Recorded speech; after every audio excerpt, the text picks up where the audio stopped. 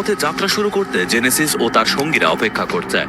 তাদের সঙ্গীদের অনেকেই অলরেডি ড্যারিয়ান গ্যাপ জঙ্গল সহ কয়েকটি দেশ পাড়ি দিয়ে মেক্সিকোর দক্ষিণে এসে পৌঁছেছে। তারা এখন এমন একটি ট্রেনের জন্য অপেক্ষা করছে যে ট্রেনটি শত শত মানুষের অঙ্গ প্রত্যঙ্গ জানে এ বিষয়ে, কিন্তু তাদের সেই স্বপ্নের দেশে কেন জানে যেতেই হবে। এখানে বৃদ্ধ, শিশু, এমনকি গর্ভবতী অনেক নারীও রয়েছে। একটি ট্রেন আসছে, কিন্তু না, এটি তাদের গন্তব্যের দিকে যাবে না। এটা অনেক যন্ত্রণার। আমি আমার 2 সন্তান নিয়ে একা। আমার কাছে এখন কোনো টাকা পয়সাও নেই। জেনেসিসের মা কিছুদিন আগে আমেরিকার লাস ভেগাসে গিয়েছে, আর এখন সেও চাইছে তার 2টি সন্তান সহ ওখানে যেতে। তারা ভেনেজুয়েলা থেকে যাত্রা শুরু করেছিল। লিগ্যাল ভাবে যাওয়ার টাকা পয়সা নেই তার কাছে, তাই বাধ্য হয়ে এই পথ বেছে নিতে হয়েছে। যেমন বাধ্য হয়তো তার সফর সঙ্গীরাও। এই যে আমার 2 সন্তান, একজনের বয়স 8 আর একজনের বয়স 5। দুপুর থেকে এখন রাত, তাদের ট্রেন এখনো আসেনি। রাত 9টা, খবর ছড়িয়ে পড়েছে যে আরেকটি ট্রেন আসছে। তারা সকলেই প্রস্তুত। এদের মধ্যে হয়তো অনেকেই ট্রেনে উঠতেই পারবে না, হয়তো কারো অঙ্গহানি বা জীবনও যেতে পারে, যা আমরা সামনে দেখতে থাকবো। তারা সবাই ঘর সংসার পরিবার সব সাথে করেই নিয়ে এসেছে, পিছনে আর কিচ্ছু নেই তাদের। ওই তো ট্রেন আসছে, ট্রেন তাদের ছেড়ে যাচ্ছে, জলদি করতে হবে তাদের। ট্রেনের গতি এখন অনেক কম, আর এই সুযোগেই উঠতে হবে।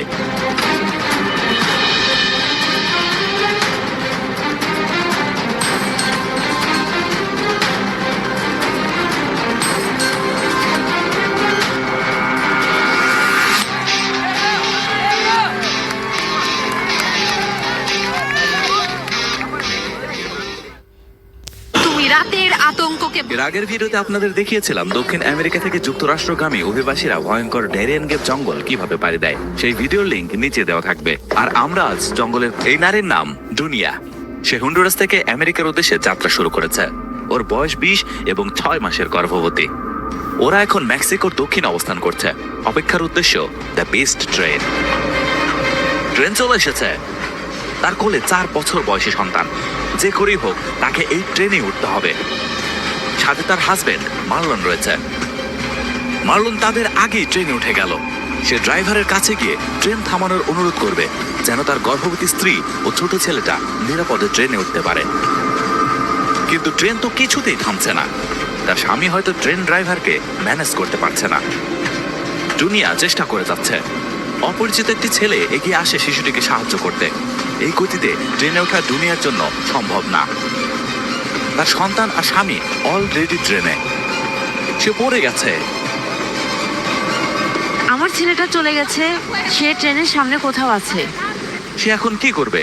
সে দিশেহারা হয়ে সামনে হেঁটে চলেছে। 10 মিনিট পর সে ট্রেনটি দাঁড়িয়ে থাকতে দেখল। সাহায্যকারী ছেলেটি তার বাচ্চাটাকে কাছে নিয়েছিল। সে তার স্বামীকে হন্য হয়ে খুঁজছে। তাকে কোথাও খুঁজে পাওয়া যাচ্ছে না। সে ট্রেনের এই ফাঁকা জায়গাটিতে উঠে পড়বে। একটু পরে সেখানে মার্লন চলে আসে। তাদের এখান থেকে পণ্য ওঠানো প্রয়োজন, তাই তারা থেমেছে। আমি ড্রাইভারের কেবিনেই ছিলাম। আমার বিশ্বাস হচ্ছে না যে তুমি আমাকে ফেলে যাবে। আমি বলেছিলাম তাকে থামতে। আমার বাথরুমে যাওয়া প্রয়োজন। মনে হচ্ছে আমার ডেলিভারি হয়ে যাবে। তাকে বলেছিলাম ভাঙা বাড়িটা বিক্রি করে আসতে, যেন বাসে যেতে পারি, কিন্তু গাধাটা সেটা করেনি। ট্রেনটি আবার চলা শুরু হলো। জঙ্গল, নদী আর বিস্তীর্ণ মাঠ পেরিয়ে চলছে। সারাদিন দুনিয়া তার হাজবেন্ডের সাথে কথা বলেনি। সন্ধ্যা নেমে আসছে। আমি সারা রাত ঘুমাতে পারবো না। যদি ঘুমাই মারাও যেতে পারি। আমি এটা আমার অনাগত সন্তান এবং আমার ছেলেটার জন্য করব। আমি চাই আমার পেটের বাচ্চাটি আমেরিকার মাটিতে ভূমিষ্ঠ হোক, যেন সে সেখানকার সিটিজেন হতে পারে। এই ট্রেনগুলোকে ডাকা হয় দ্য বিস্ট নামে। অবৈধ অভিবাসীদের জন্য মেক্সিকো পাড়ি দেওয়ার এটি একমাত্র ভরসা। মেক্সিকো ও মধ্য আমেরিকার সীমান্ত পেরিয়ে চলাচল করে কিছু মালবাহী ট্রেন, যেগুলো স্থায়ীভাবে পরিচিত লা বেস্টিয়া নামে, মানে দ্য বিস্ট। নামটি যেমন ভয়ঙ্কর, বাস্তবতাটাও তেমনই কঠিন। এগুলো আসলে পণ্য পরিবহনের ট্রেন, কিন্তু বহু মানুষ এগুলোই ব্যবহার করে অবৈধভাবে যুক্তরাষ্ট্রে পৌঁছানোর জন্য। যারা এই ট্রেনে চড়ে তাদের বেশিরভাগই আসে হন্ডুরাস, এল সালভাদর বা গুয়াতেমালা থেকে। সেই সাথে ভয়ঙ্কর ড্যারিয়ান গ্যাপ যারা পাড়ি দিতে পারে তাদেরও এসে এই ট্রেনে চড়তে হয়। তা গ্যাং সহিংসতা এবং উন্নত জীবনের আশায় তারা এই দীর্ঘ পথের যাত্রী হয়। লা বেস্টিয়া কোনো একক ট্রেন নয়। মেক্সিকোর দক্ষিণ সীমান্ত থেকে শুরু করে উত্তর সীমান্ত পর্যন্ত ছুটে চলা সব মালবাহী ট্রেনকেই ডাকা হয় এই নামে। ভেরাক্রুজ, ওয়াহাকা, পুয়াবলা আর তামাউলিপাসের মতো রাজ্য পেরিয়ে পুরো পথ প্রায় 2000 কিলোমিটার লম্বা। আর এই যাত্রা শেষ হতে সপ্তাহ থেকে কখনো কখনো মাসও লেগে যায়। এই ট্রেনগুলোতে কোনো যাত্রীবাহী ব্যবস্থা নেই, ছাদে বসে চলাচল করতে হয়। ট্রেনের গতি প্রচন্ড বেশি, তাই সামান্য ভুলেই গুরুতর দুর্ঘটনা ঘটে। অনেকে পড়ে গিয়ে আহত হয়, অনেকের প্রাণও যায়। রাস্তায় শুধু সময় আর প্রকৃতির বিপদই নয়, আছে মানুষজনের ভয়। অপরাধ গোষ্ঠী, পাচারকারী আর চাঁদাবাজদের হাতে অনেক অভিবাসী লুট, অপহরণ বা যৌন সহিংসতার শিকার হয়। খাবার, পানি, ঘুম সবই সীমিত। তবুও তারা এগিয়ে চলে, কারণ ফিরে যাওয়ার আর পথ নেই। কিছু মানুষ শেষ পর্যন্ত তাদের গন্তব্যে পৌঁছে যুক্তরাষ্ট্রের নতুন জীবন শুরু করে, কিন্তু অনেকেই পথে হারিয়ে যায় একেবারে চিরদিনের জন্য। কারণ এই পুরো পথেই ওত পেতে থাকে বিভিন্ন সন্ত্রাসী গোষ্ঠী এবং গ্যাং বাহিনী।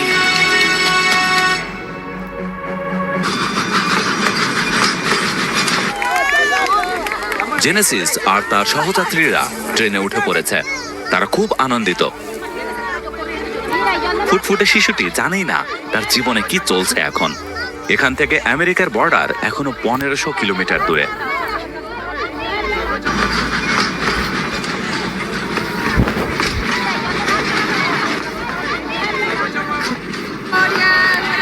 এভাবেই গান গাইতে গাইতে তারা সামনের দিকে এগিয়ে চলছে। গভীর রাত, হঠাৎ ট্রেন চলা বন্ধ হয়ে গেল। কিন্তু কেন?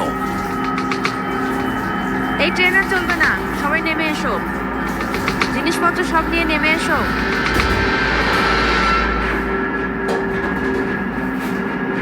মেক্সিকান মাইগ্রেশন পুলিশ তাদের থামিয়ে দিয়েছে।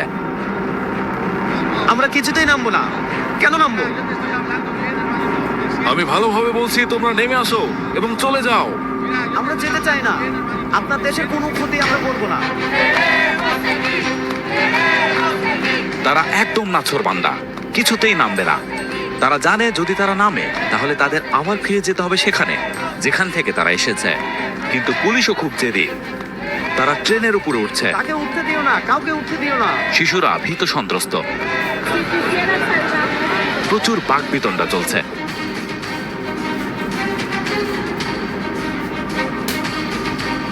এভাবে 1 ঘন্টা ধরে চলার পর ফাইনালি পুলিশ তাদের ছেড়ে দেয়।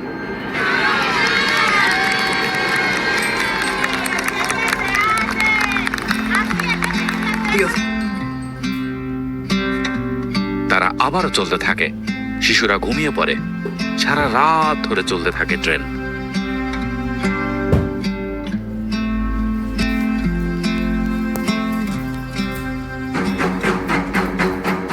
ড্যারিয়ান গ্যাপের ভয়ঙ্কর জঙ্গল পায়ে হেঁটে পার করার পর অভিবাসীদের এক নতুন অধ্যায় শুরু হয়। পানামায় পৌঁছে তারা সরকারি আশ্রয় কেন্দ্রে সাময়িক বিশ্রাম ও চিকিৎসার সুযোগ পায়। সেখান থেকেই শুরু হয় বাসে করে কোস্টারিকা সীমান্তের দিকে যাত্রা। কোস্টারিকাও সাধারণত একটি নিয়ন্ত্রিত ব্যবস্থাপনার মাধ্যমে অভিবাসীদের বাসে করে তাদের দেশের এক সীমান্ত থেকে অন্য সীমান্তে অর্থাৎ নিকারাগুয়া পর্যন্ত পৌঁছে দেয়।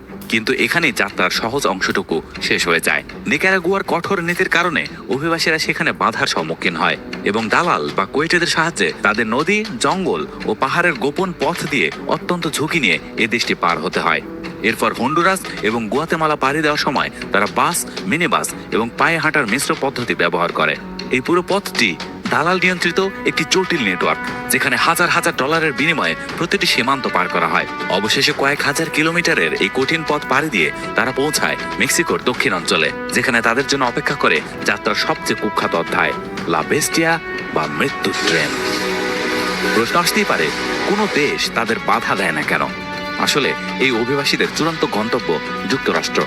তাই ট্রানজিট দেশগুলো তাদের আটকে নিজেদের জন্য মানবিক ও অর্থনৈতিক সংকট তৈরি করতে চায় না। এর চেয়ে লক্ষ লক্ষ মানুষকে দ্রুত নিজের দেশ পার করে দেওয়া তাদের জন্য একটি সহজ এবং সস্তা কৌশল, এবং প্রতিটি স্তরে ছড়িয়ে থাকা ব্যাপক দুর্নীতি।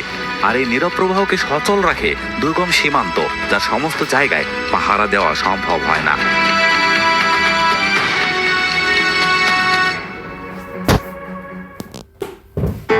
আমেরিকায় নতুন জীবনের স্বপ্নকে পুঁজি করে এক ভয়ঙ্কর অপরাধমূলক নেটওয়ার্ক গড়ে উঠেছে, যা মেক্সিকো পাড়ি দেওয়ার পুরো প্রক্রিয়াটি নিয়ন্ত্রণ করে।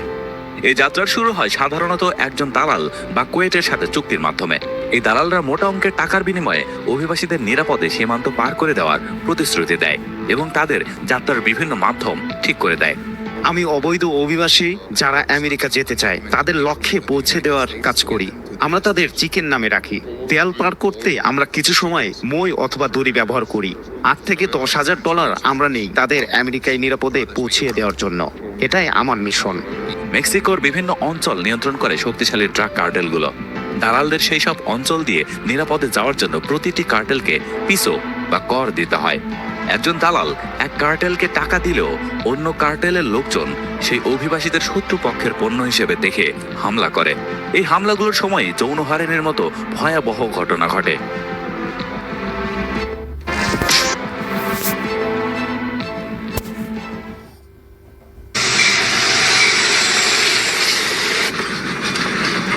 তারা 200 কিলোমিটার পথ পাড়ি দিয়ে ফেলেছে। তারা মেক্সিকোর মরুভূমির মধ্যে চলে এসেছে। চোখে মুখে স্বপ্নের দেশের নেশা স্পষ্ট। হঠাৎ ট্রেন চলা বন্ধ হয়ে গেল। ট্রেন দাঁড়ালে একটাই ভয়, সেটা হলো গ্যাং গোষ্ঠীর। তারা যে কোনো সময় আক্রমণ করতে পারে। এই বিরতির সময় তারা তাদের প্রয়োজনীয় কাজ সেরে নিতে পারে। সামনে তাদের কপালে কি ঘটতে যাচ্ছে কেউ জানে না। আমি ম্যানিকিউর করতে পারি, হটডগ বানাতে পারি, আমি কম্পিউটার জানি। যেহেতু আমি গরিব তাই সব করতে পারি। আমার হাসিটা হলো একটি মুখোশ। এছাড়া আর কি করতে পারি? আমি আসলে দুঃখের ক্লাউন। ভেনেজুয়েলাতে কাজের অভাবে হ্যারি তার স্ত্রী এবং একটি সন্তানকে রেখে চলে এসেছে। সে তাদের ভালো একটি জীবন উপহার দিতে চায়। কেউ চাইবে না ইচ্ছে করে তার জীবনকে বিপদে ফেলতে। তাই আমি এই যাত্রার রিস্কটা নিয়েছি, কারণ আমার কোনো উপায় ছিল না। তবে হ্যাঁ, আমি কিছুটা ভয়ে আছি। কার্লোসও ভেনেজুয়েলা থেকে এসেছে। সে আমেরিকায় প্রবেশ করে ইমিগ্রেশন লয়ার ধরতে চায়। খুব আশ্চর্যের বিষয় এইটাই যে তাদের সাথে একজন 8 মাসের গর্ভবতী নারীও আছে। 1 ঘন্টা পার হয়ে গেছে, ট্রেন চলার কোনো নাম নেই। দুপুরের দিকে এখানকার তাপমাত্রা 40 ডিগ্রি পর্যন্ত পৌঁছায়। আমরা মাথার উপর চাদর টানিয়ে নিচ্ছি। প্রচন্ড রোদ। আমাদের সাথে বাচ্চারা আছে। যথেষ্ট পানিও নেই, তাই ডিহাইড্রেট হয়ে যেতে পারি। এর মধ্যেই অনেক সাহায্য। তারা ক্ষুধার্ত এবং তৃষ্ণার্ত থাকে, বিশেষ করে শিশুরা। তাই এইরকম স্ট্রাগল করা উচিত না, কিন্তু দুর্ভাগ্যজনকভাবে তারা করে। বিভিন্ন মানবাধিকার সংস্থার কর্মীরা এসব জায়গা দিয়ে মাইগ্রেন্টসদের খুঁজতে থাকে। তারা তাদের খাবার আর বিশুদ্ধ পানি দেয়। আবার তারা বন্ধুরা বর্ডারের কাছে চলে এসেছে। পুরো মেক্সিকো পাড়ি দিয়ে এখানে আসতে তার প্রায় 2.5 মাস সময় লাগলো। আগের থেকে খুব শক্তিশালী মনে হচ্ছে নিজেকে, কারণ অনেক স্যাক্রিফাইসের পর এই দৃশ্যটা দেখতে পাচ্ছি। সকাল হয়ে যায়, আবার চেষ্টা। গার্ড অন্যদিকে চলে গেছে। এটাই সুযোগ। কোনো কিছুই তাকে আটকাতে পারেনি। সে অবশেষে তার গন্তব্যে।